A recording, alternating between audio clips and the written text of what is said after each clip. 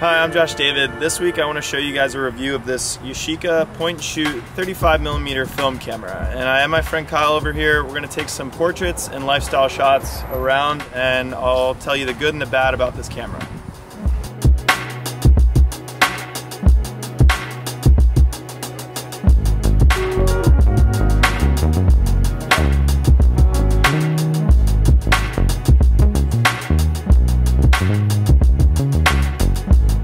So there's different settings on this camera. You can either use the flash to fill in kind of the shadows, or you can not use the flash and risk not being in focus. That's the only problem that I've had with this camera, is it's not the best with focusing in low light.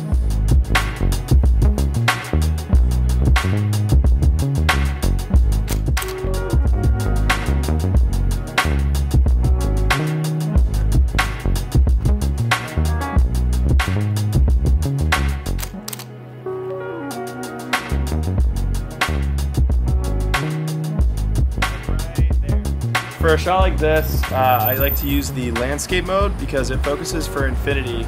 So you don't have to worry about having one thing in focus. Basically the whole photo should be in focus.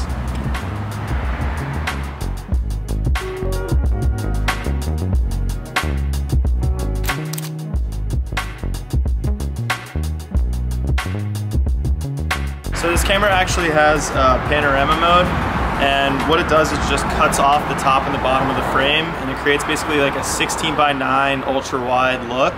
And it gives you that really old film look that I kind of like with wider shots or maybe some portraits that are really close up.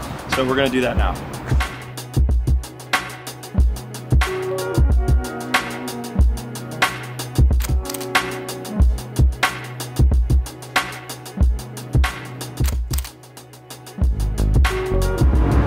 Good to not tell your models when you're shooting something.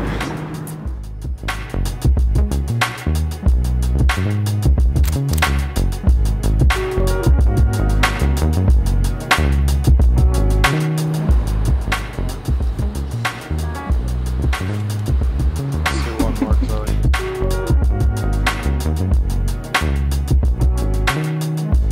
So one thing I don't like about this camera is, again, the low light focus on this isn't really great. So when we're taking photos in kind of the shadows, it has a trouble focusing if you're not using the flash. So it kind of sucks because you have to use the flash, which a lot of photographers don't want to do all the time.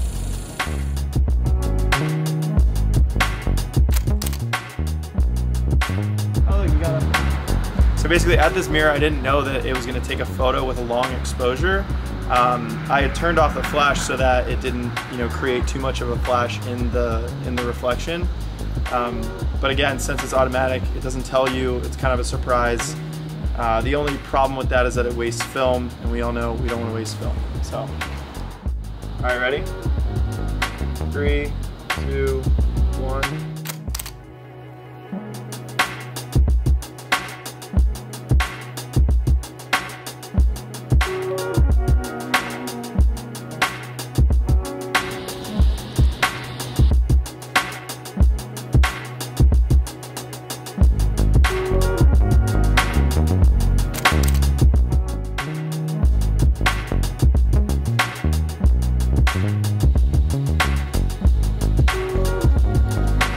Alright guys, that's it for today. I'm going to get these photos developed, and thanks for watching.